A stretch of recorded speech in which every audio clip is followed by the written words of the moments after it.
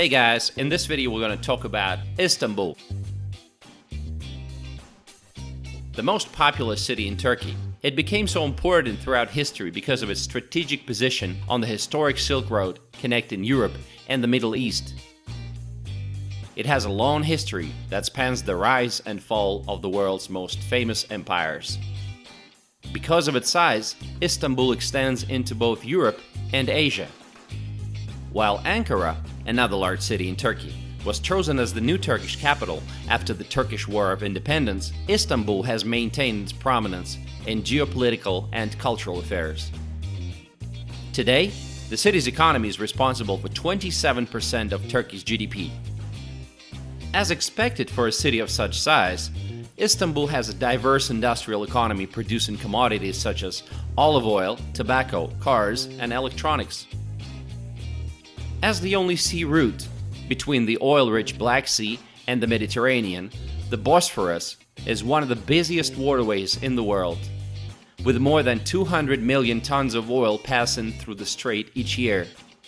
Istanbul was hit hard by the 2018 Turkish currency and debt crisis. As of August 2018, almost one-third of office space in Istanbul was vacant.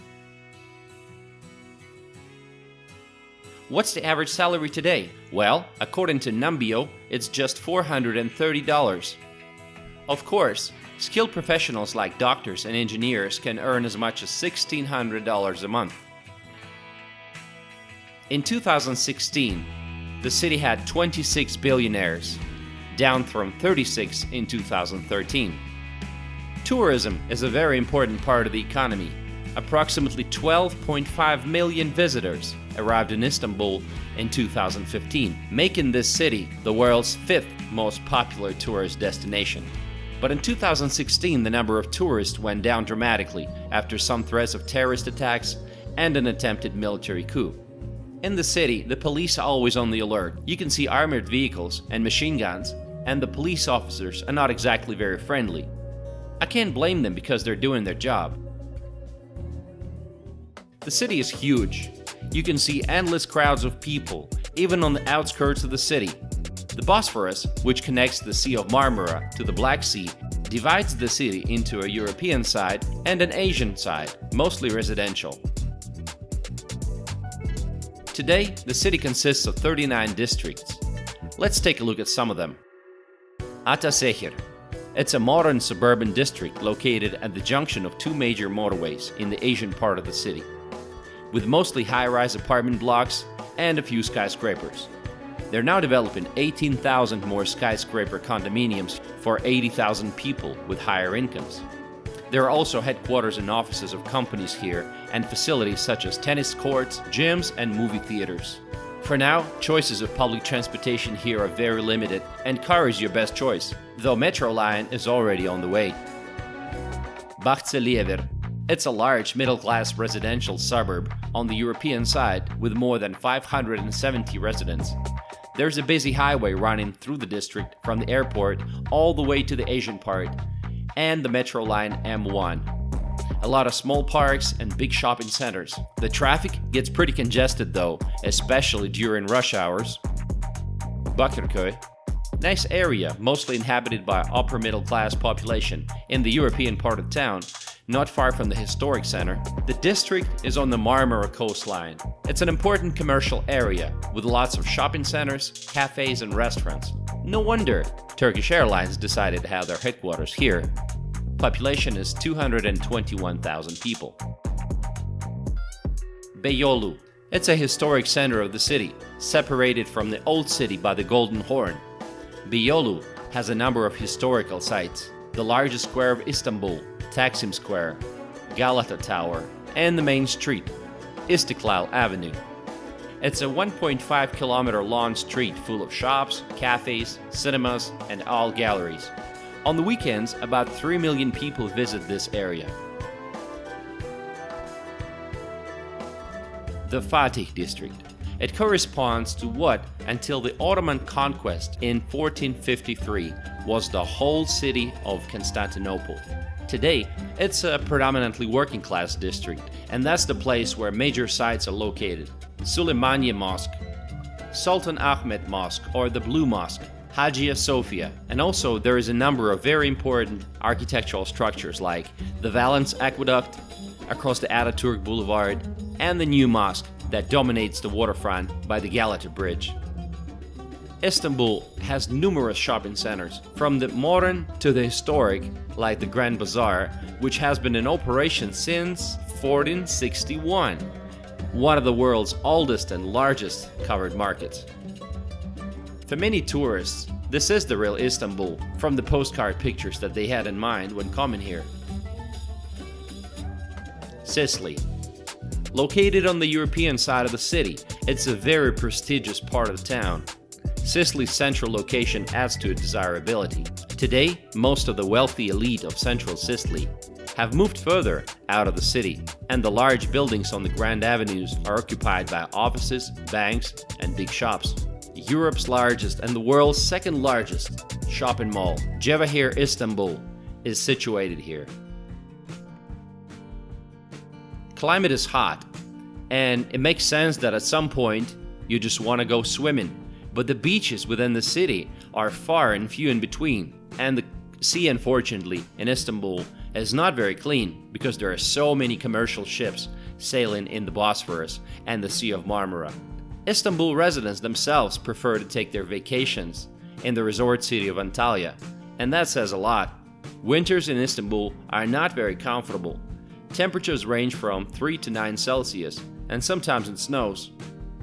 There are a lot of development projects going on in the city right now, residential blocks of any choice, from ultra-luxury to budget. The skyline of the central part is a combination of low-rise old buildings and new skyscrapers. In October 2018, a brand new airport will be opened. They claim it's going to be one of the biggest in the world, if not the biggest. And it will have a passenger turnover of 150 million passengers a year. Sounds pretty ambitious, right? Despite having good roads and lots of bridges and tunnels, traffic here still gets congested in the evening, and the sounds of horns can be heard frequently. Turkish drivers can be very emotional. Tough situation with parking.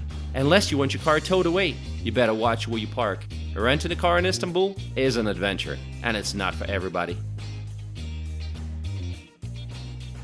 Gasoline is pretty expensive and costs about $1 per liter, or 3.5 per gallon.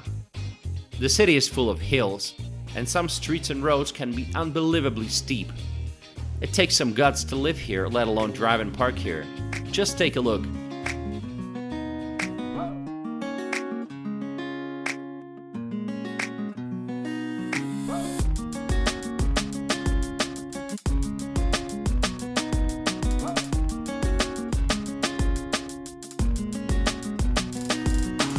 More than 90% of populations are Muslim. You will hear azan, or call to prayer, several times a day. It lasts about 3 to 5 minutes, and you'll see some people go off to the mosque, but if you're a non-Muslim tourist, you don't need to do anything differently. Turkey's secular government outlawed the headscarf for civil servants in public universities in 1980, citing the need for the separation of state and religion. But in 2011, Turkey's government lifted the ban, and now you have some liberal neighborhoods and some conservative neighborhoods, where you will see more people walking covered. For the last 20 years, religion has been playing a more and more important role in the society. Turks don't seem to be friendly at first sight, but once you start the conversation, you'll see smiles on their faces, and they'll be more than happy to give you directions, and maybe even offer you a cup of tea. But honestly, not a lot of Turks speak good English, except for the young people. So a lot of times you will hear, "No English."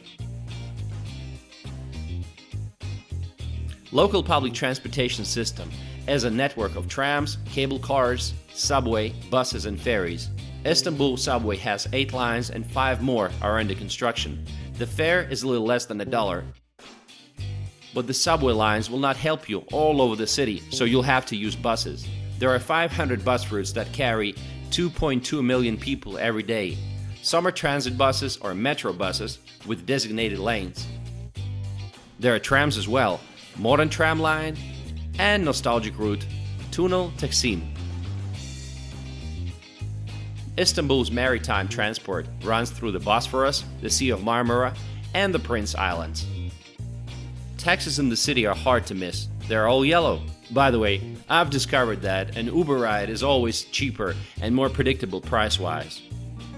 Istanbul is a paradise for shopaholics.